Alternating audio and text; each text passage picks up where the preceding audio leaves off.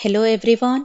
आज हम सूखी डाली एकांकी के चौथी क्लास के साथ अब तक हमने परिवार के बहुत सारे पात्रों के बारे में जानकारी हासिल की। दादा मूलराज का परिवार पर नियंत्रण, गांव में उनका सम्मान, बेला की तुनक मिजाजी जिससे परिवार की स्त्रियों की परेशानी, बेला के व्यवहार से छोटी भाभी की चिंता। अब हम दूसरे दृश्य पर चर्चा करेंगे और समझेंगे। एक दिन दोपहर के समय खाने के बाद यानी लंच के बाद दादाजी बरामदे में आराम कर रहे होते हैं। उनका मझला बेटा करमचंद उनके पास बैठा उनका पांव दबा रहा था। इस समय घर के छोटे बच्चे यानी दादाजी के ग्रेट ग्रैंड चिल्ड्रन घर के अहाते में खेल रहे होते हैं। अहाता यानी घर के चार दीवारी के अंदर का खुला स्थान, यानी बाउंड्री के अंदर का खुला स्थान। दादाजी आराम करते करते बच्चों को खेलते हुए देख रहे हैं। बच्चे वट वृक्ष की एक टूटी हुई डाली को आंगन में लगाकर उस पर पानी दे रहे हैं। दादाजी करमचंद से कहते हैं कि छोटे बच्चे हैं, ये नहीं जानते कि टूटी हुई डाली को फिर से मिट्टी में लगाकर उस पर पानी देने से वह नहीं पनपती। यहाँ पर एक विषय पर ध्यान दें, अगर पौधों की कटिंग हो तो उसे दोबारा मिट्टी में लगाने पर नए पौधे पनपते हैं, लेकिन हम यहाँ वृक्ष के बारे में बातें कर रहे हैं। अगर वृक्ष की कोई भी डाली टूट जाए तो उसे मिट्टी में फिर से लगाकर लाख पानी देने पर भी सरसता नहीं आती। यहीं दादाजी अपने परिवार को एक वट वृक्ष की भांति महान बताते हैं।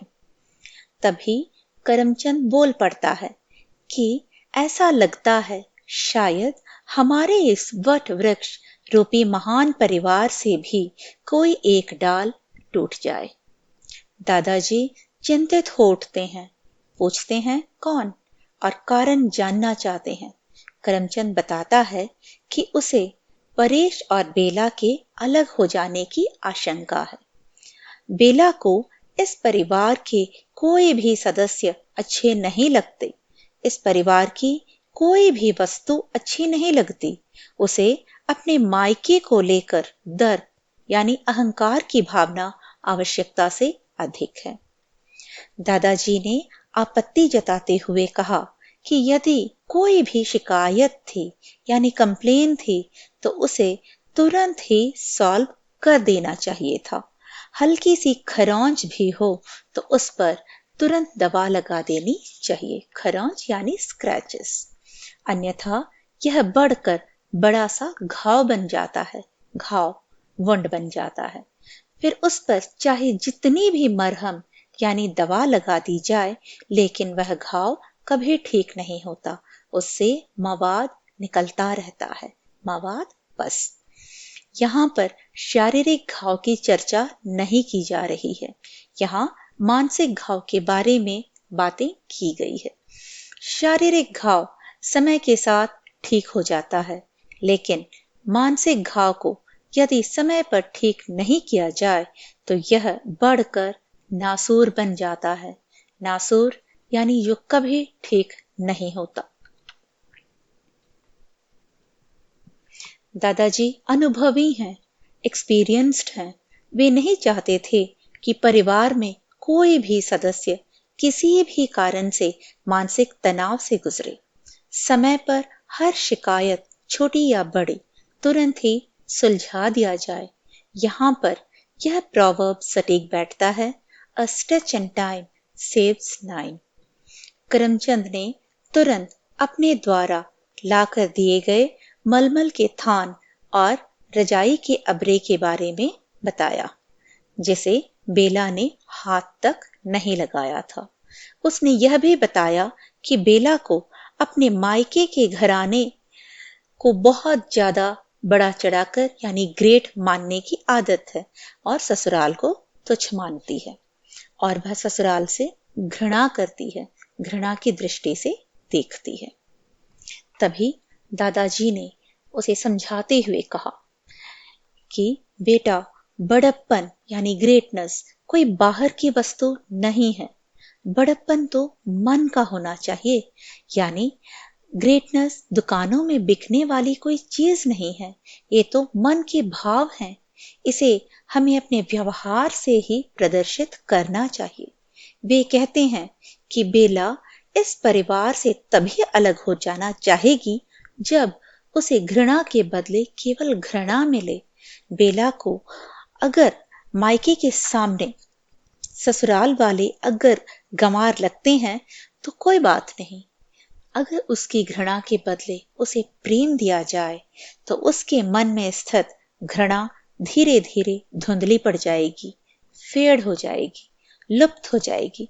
जिस प्रकार हमारे हाथ के पांचों अंगुलियां समान नहीं होते, उसी प्रकार परिवार के सभी सदस्यों का व्यवहार एक जैसा नहीं होता।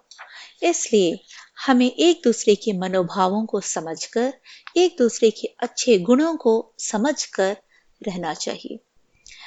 विज्ञान प्रमाण करता है कि अगर एक ग्लास गर्म पानी और एक ग्लास ठंडा पानी दोनों को पास पास एक ट्रे में रख दिया जाए तो कुछ ही देर में दोनों का टेम्परेचर समान हो जाता है।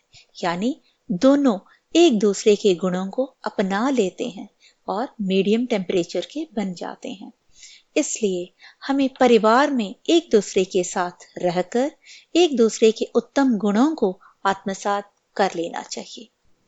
दादाजी फिर उसे समझाते हैं, जिस प्रकार महानता किसी से मनवाई नहीं जा सकती, अपने व्यवहार से अनुभव कराई जाती है।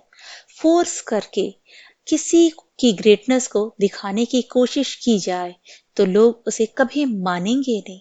रेस्पेक्ट, आदर मांगने से नहीं मिलता है और मांगकर लिया भी नहीं जाना चाहिए।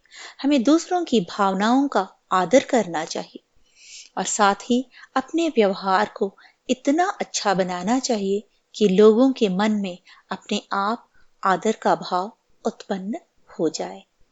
महानता के लिए उदाहरण देते हुए उन्होंने कहा, अगर ठूंठा वृक्ष बहुत ही ऊंचा हो, बहुत ही बड़ा हो, फिर भी लोग उसे महान नहीं समझते, क्योंकि न ही उसमें पत्ते हैं, न ही उस पर फूल या फल हैं।